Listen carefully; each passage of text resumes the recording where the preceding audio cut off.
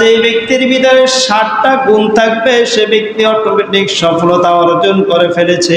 সুবহানাল্লাহ। ক্বাদ আফলাহাল মুমিনুন, এমন একটা ক্রিয়া ব্যবহার করা হয়েছে যেখানে আল্লাহ বুঝিয়েছেন যারা এই 7 গুণ যার ভিতরে থাকবে সে অটোমেটিক সফলতা অর্জন করেছে। 1 নম্বরের গুণ হলো আল্লাযীনা হুম ফি সালাতিহিম খাশিউন, যে ব্যক্তি নামাজের ভিতরে খুশু এবং খুজুর সাথে নামাজ পড়বে এই ব্যক্তিও সফল কামের অন্তর্ভুক্ত, সফলতার অন্তর্ভুক্ত। এখন যদি আমার নামাজের ভিতরে মন মানসিকতা না থাকে, নামাজের ভিতরে স্থিরতা না থাকে, তাফসীরের কিতাবের ভিতরে আসছে নামাজের ভিতরে যে আমরা নড়াচড়া করি, হাত নাড়াই, পাও নাড়াই, নামাজের ভিতরে নাচতে থাকি, ঢলতে থাকি, নামাজের ভিতরে এদিক সেদিক ঘুরতে থাকি, চাইতে থাকি, মসজিদ কয়তারা সব গুনতে থাকি, বিভিন্ন চিন্তা ভাবনায় লিপ্ত থাকি, তাফসীরের কিতাবের ভিতরে আসছে এই সমস্ত আলামতগুলো যদি করা হয় তাহলে আপনার নামাজ মাকরুহ হয়ে যাবে, মাকরুহ হয়ে যাবে। এজন্য নামাজের ভিতরে স্থিরতা অর্জন করা, খুশু এবং খুজুর সাথে নামাজ পড়া, রুকু সিজদাগুলো ঠিকঠাক মতো দেওয়া, নামাজের ভিতরে যত টেনশন, বাহিরের যত টেনশন সব নামাজের ভিতরে। কে করায় বলেন? মিস্টার শয়তান। কে বলে? শয়তান। আমার কথা কি আওয়াজ বুঝেন? শয়তানে সব কিছু করে। মুয়াজ্জিন সাহেব যখন আজান দেয় শয়তান আর আশেপাশে থাকে না, শয়তান দূর হয়ে যায়, আজান শুনতে পারে না শয়তান। কথা বলেন, আজান শুনতে পারে না। যখন আবার আজান শেষ হয়ে যায় শয়তান আবার এলাকায় পদার্পণ করে। যখন আবার মুয়াজ্জিন ইকামত দেয় তখন আবার তিনি এলাকা ছেড়ে দূরবর্তী চলে যায়, কেননা নামাজের জন্য দাঁড়াইতেছে, ইকামত শুনছে, আবার এই এলাকা থেকে শয়তান পালায়। যখনই আবার তার ইকামত শেষ হয় তখনই আবার মুসল্লিদের অন্তরের ভিতরে আইসা জায়গা করে নেয়, জায়গা করে নেয়।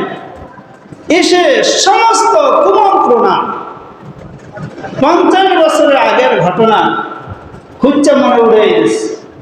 কিরে, ছোটবেলা যে দুষ্টামি করতি, 5 জন দোস্ত ছেলে একসাথে, আর একবারই নারিকেল চুরি করে খাইছে, এটা মনে করে দিস।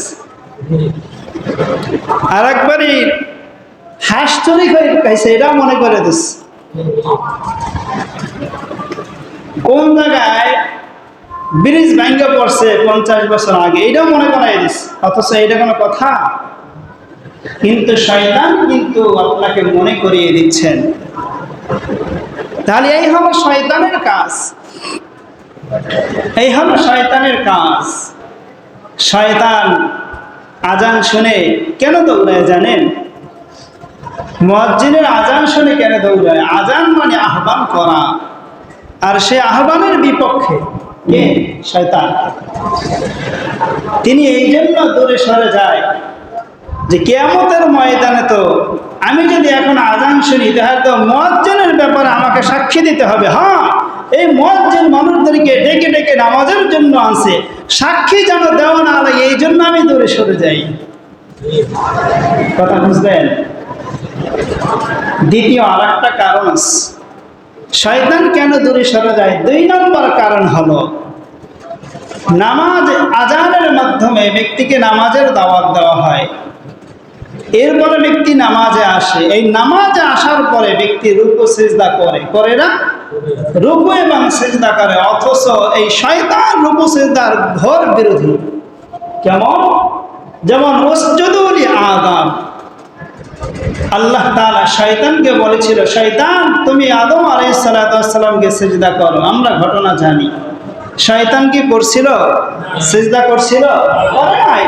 উসজুদু লিআদম, তোমরা আদমকে সিজদা করো। কিন্তু তিনি কি বলছিলেন? না, আদমকে সৃষ্টি করা হয়েছে মাটি দিয়ে, আর আমি শয়তানকে সৃষ্টি করা হয়েছে আগুন দিয়ে। তাহলে আমার পাওয়ার বেশি, মানে আমি উপরে থাকি আর মাটি নিচে থাকে, আমি কেন আদমকে সিজদা করব?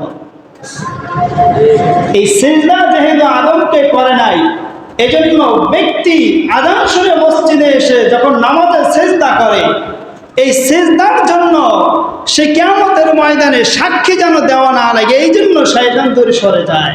এইটা সে দেখতে পারবে না, এই জন্য সে দূরে সরে যায়। তাহলে শয়তান নামাজের ভিতরে কুমন্ত্রণা দেয়। এই শয়তানের কুমন্ত্রণা থেকে বেঁচে থাকার জন্য নামাজের ভিতরে খেয়াল রাখতে হবে, আমি আমার আল্লাহ তাআলাকে দেখতেছি। কাকে বলেন? নবী আলাইহিস সালাতু ওয়াস সালাম হাদিসের ভিতরে বলেন, আন তা'বুদাল্লাহা কাআন্নাকা তারাহ, আন তা'বুদাল্লাহা কাআন্নাকা তারাহু ফাইন লাম তাকুন তারাহু ফাইন্নাহু ইয়ারাক। এক নম্বর কাজ হলো, যখন আপনি নামাজে দাঁড়িয়ে যাবেন, তখন আপনার দুনিয়ার কোনো খেয়াল আসবে, মনে করবেন আমি আল্লাহ, আমি আমার আল্লাহকে দেখতেছি। কারে? আওয়াজ দিয়ে বলে, আমি আমার আল্লাহকে দেখতেছি। কেমনে করে আমি দুনিয়ার খেয়ালের ভিতরে মগ্ন হয়ে যাই?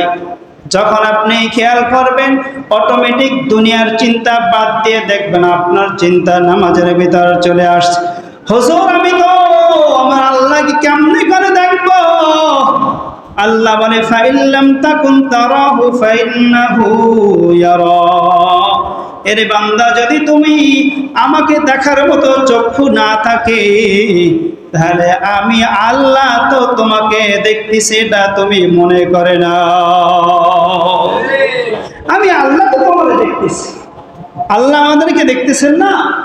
আল্লাহ তো আমার অন্তরের দিকে তাকায় রয়েছে। আমি তোমার দিকে তাকিয়ে আছি, কোথাও মন দিও না। যখন মনে করবেন আমার স্রষ্টা আমার দিকে মন দিয়েছে, তখন দেখবেন অটোমেটিক ভাবে আপনার মন নামাজের ভিতরে চলে আসছে, নামাজে চলে আসছে। এই পথ ছাড়া আপনি জিন্দেগিতেও আপনি নামাজের ভিতরে মনোযোগ আনতে পারবেন না। নামাজের ভিতরে মন আপনার অন্যদিকে যাবে, স্বাভাবিক, এটা অস্বাভাবিক কিছু নয়। কিন্তু আপনাকে আবার এই নামাজের ভিতরে মনকে ঘুরিয়ে আনতে হবে, মনকে আবার কিন্তু আপনার নামাজে নিয়ে আসবে। এভাবে করতে করতে করতে করতে দেখবেন একটা সময় আসবে আপনার নামাজের ভিতরে আপনার মন থাকবে, আপনার মন বাহিরে যাবে না। এটা তো অভ্যাস করতে হবে। এজন্য নামাজের একটু আগে মসজিদে আসা, মনটাকে একটু স্থির করা, একটু জিকির আজকার করা।